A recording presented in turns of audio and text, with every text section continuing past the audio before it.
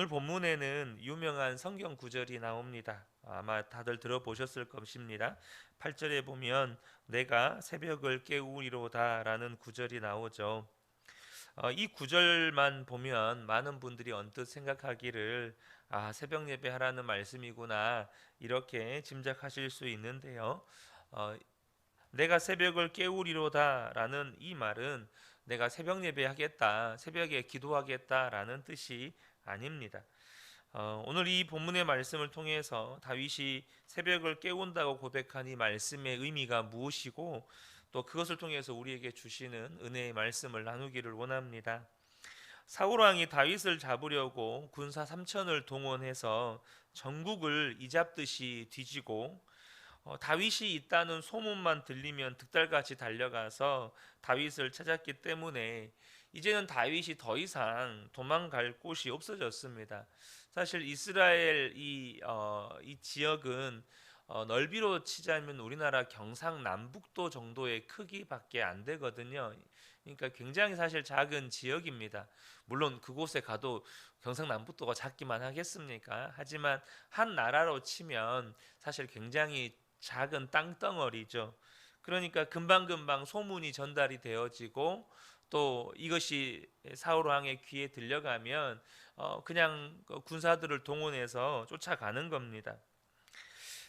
다윗이 이렇게 도망갈 곳이 없어서 적국인 블레셋까지도 도망쳐 봤고 하지만 그곳이 하나님의 인도하심은 아니었고 결국에 이제는 도망가다 더 이상 도망갈 곳이 없는 상태에서 도망간 곳이 바로 이 아둘람 굴이었습니다.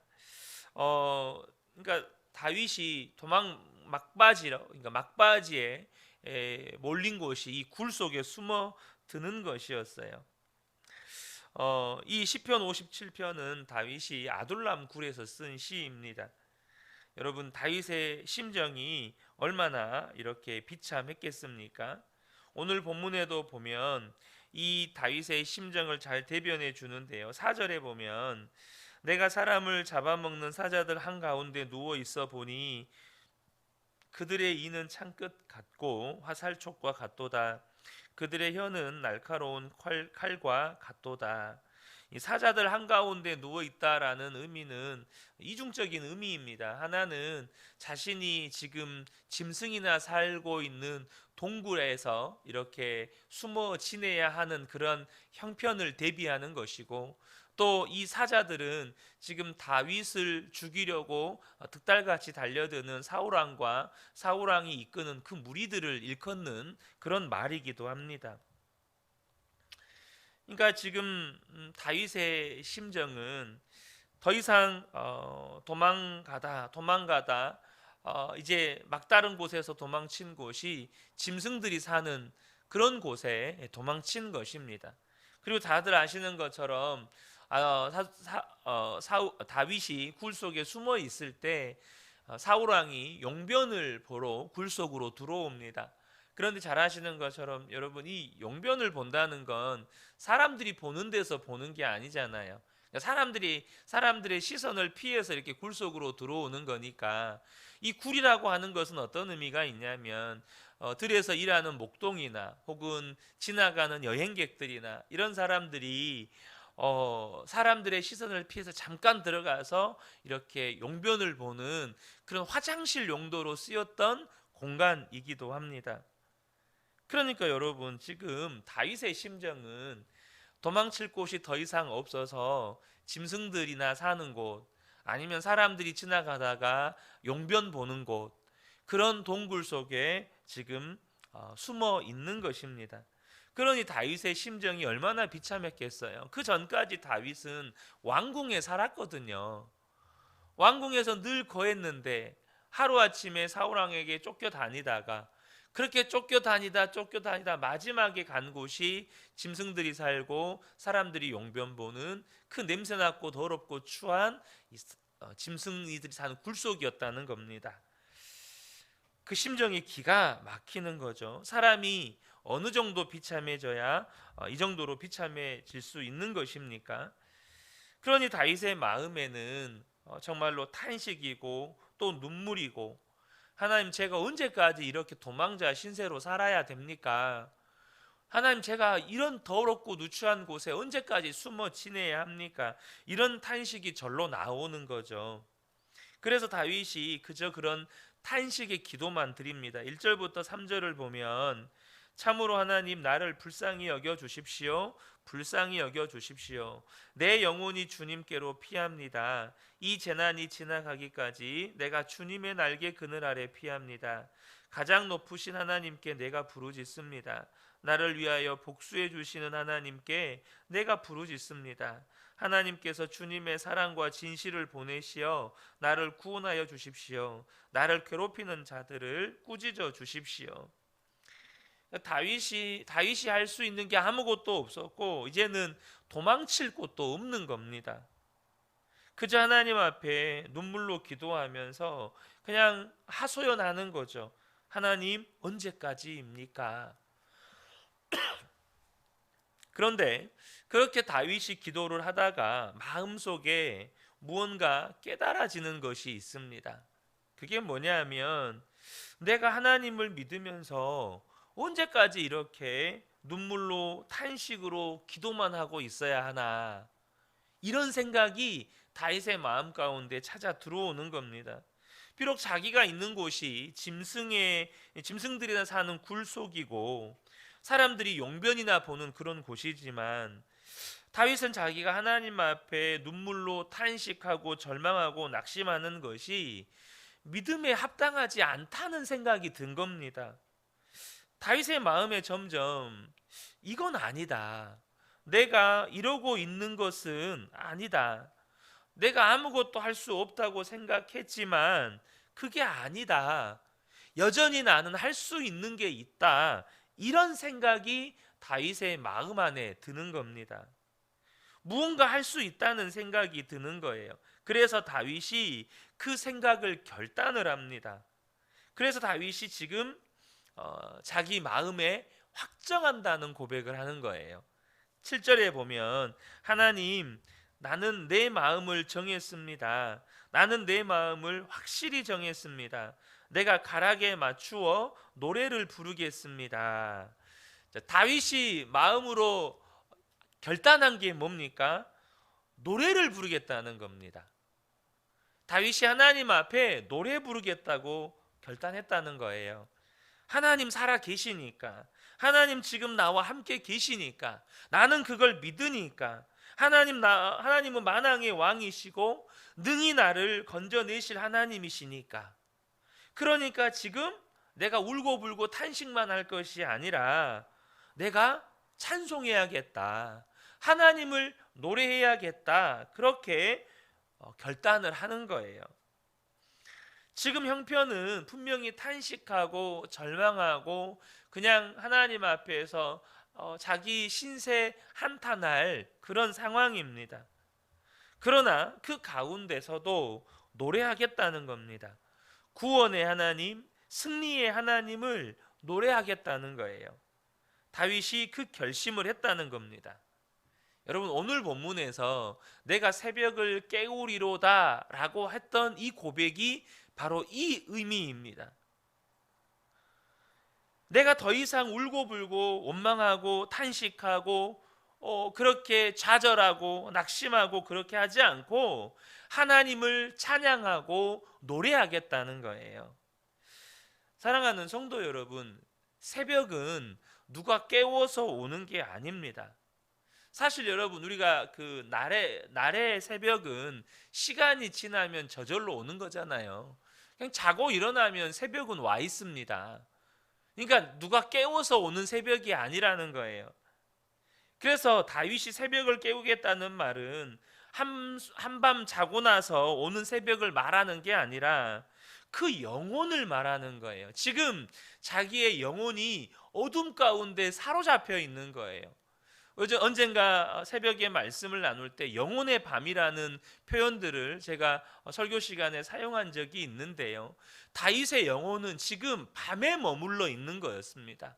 좌절이 나오고 탄식이 나오고 신세 한탄이 나오고 원망이 나오고 불평이 나오고, 지금 이 상태, 이것이 다윗의 영혼의 상태였고 영혼의 밤에 머물러 있는 거였어요. 다윗이 아둘람 굴 속에 들어가 보니까 자기도 모르게 환경에 눌리고 또 자기는 너무나도 비참해 보이고 그래서 자기 연민에 빠지고 막 이러는 거예요. 그런데 그 마음속에서 이게 아니잖아. 하나님이 나와 함께 계시는데 내가 왜 이렇게 두려워하고 슬퍼하고 탄식하고 있지? 자기의 영혼에 지금 문제가 생긴 것을 깨달은 거예요. 자기의 영혼이 여전히 깊은 밤 속에 머물러 있음을 깨달은 겁니다. 그래서 8절에 다윗이 고백하기를 뭐라고 고백합니까? 내 영혼아 깨어나라. 여기는 내 영광아 깰지어다. 우리 개역개정에는 내 영광아 깰지어다라고 되어 있는데요, 세번역 성경을 보면 내 영혼아 깨어나라 이렇게 번역이 되어 있어요. 다윗이 지금 새벽을 깨우겠다는 이야기는 지금 자신의 영혼이 완전히 깊은 어둠에 잠겨 버렸다는 거예요. 지금 자기 영혼은 깊은 한밤을 보내고 있다는 겁니다. 그런데 다윗이 지금 새벽을 깨우겠다고 말하는 것은 그냥 자고 일어나면 오는 새벽을 말하는 게 아니라 내 영혼의 새벽을 깨우겠다는 것입니다. 사랑하는 성도 여러분, 우리가 자고 일어나는 새벽은 시간이 지나면 저절로 맞이하지만 영혼의 새벽은 깨워야 맞이하는 겁니다. 믿음으로 깨워야 영혼이 새벽을 맞이하는 거예요.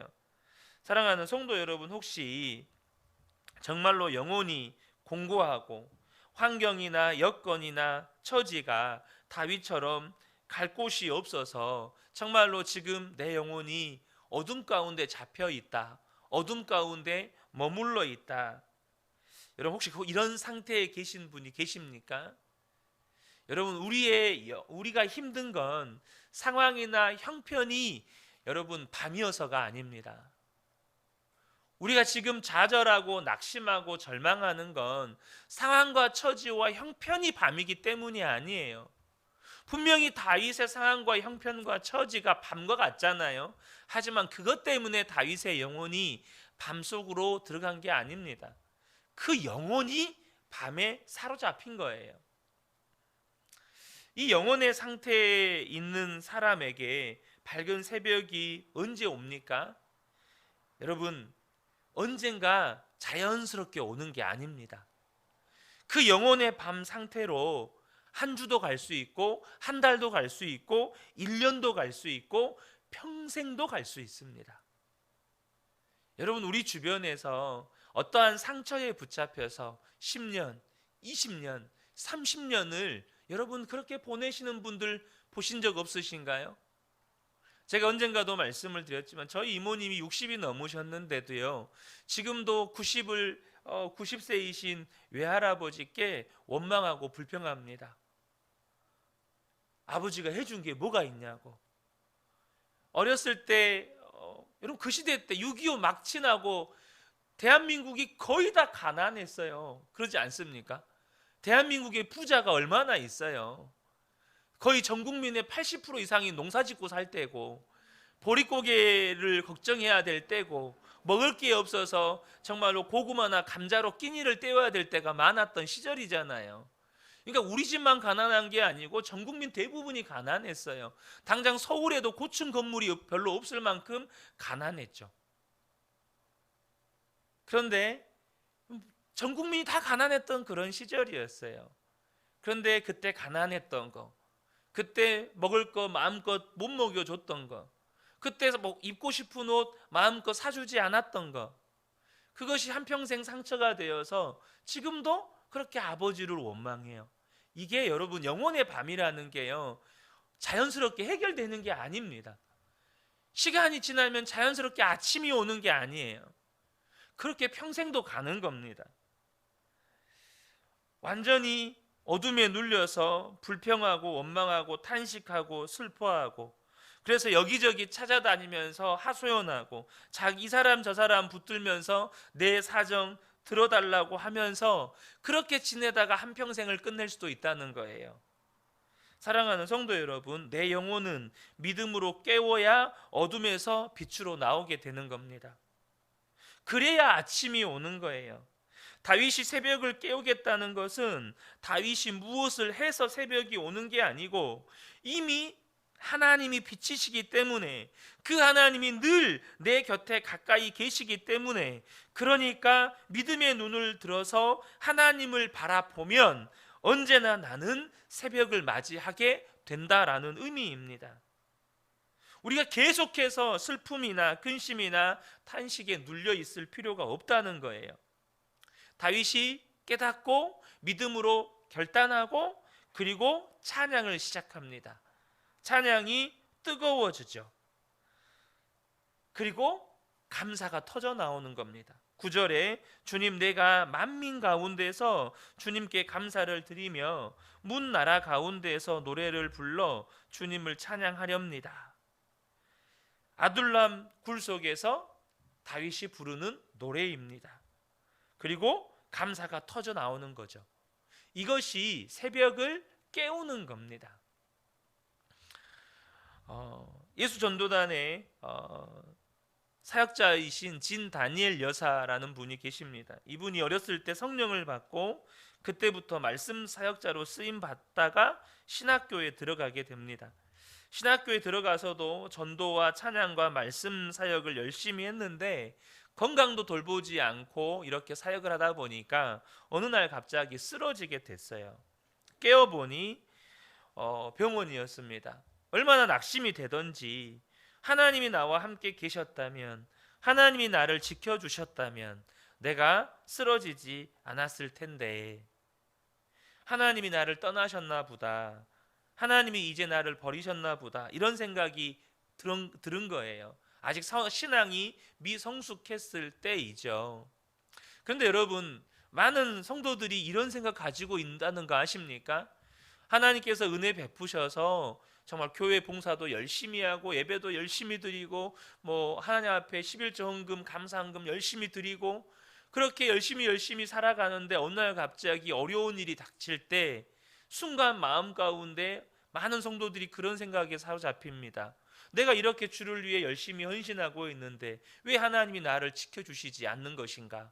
왜 하나님이 나를 이대로 내버려 두시는 것인가? 여러분, 이런 생각에 사로잡힐 때가 있습니다. 해야 할 일은 잔뜩 버려놓고 자기가 병원에 누워서 아무것도 할 수 없는 지경에 빠졌을 때 너무나도 좌절해 있는데 선배가 찾아옵니다. 하나님께서 기도 중에 너에게 가보라고 하시면서 말씀을 하나 주셨어. 너에게 비밀의 말씀을 전해주라고 하셨어. 그러면서 골로새서 1장 27절을 읽어주었습니다. 하나님이 그들로 하여금 이 비밀의 영광이 이방인 가운데 얼마나 풍성한지를 알게 하려 하심이라. 이 비밀은 너희 안에 계신 그리스도시니 곧 영광의 소망이니라. 사도 바울이 골로새 교회 성도들에게 편지를 보내면서 이 비밀이 너희 안에 계신 예수 그리스도다. 너희 안에 계신 예수 그리스도, 예수 그리스도가 너희 안에 거하시는 것이 이 복음의 비밀이고 또한 영광의 소망이다 라고 소개해 주는 겁니다. 그러면서 진 다니엘의 손을 붙잡으면서 네 안에 계신 그리스도, 그분이면 충분하잖아. 그러고는 그냥 간 거예요. 진 다니엘이 혼자 방에서 누워서 선배가 들려준 말씀이 귀를 떠나지 않는 겁니다. 네 안에 계신 예수 그리스도. 하나님이 버리신 줄 알았는데 자기 안에 계신다는 거예요. 그래서 병상에 누워서 기도를 시작했는데 주님께 말을 거는 기도를 했습니다. 주님 어디 계십니까?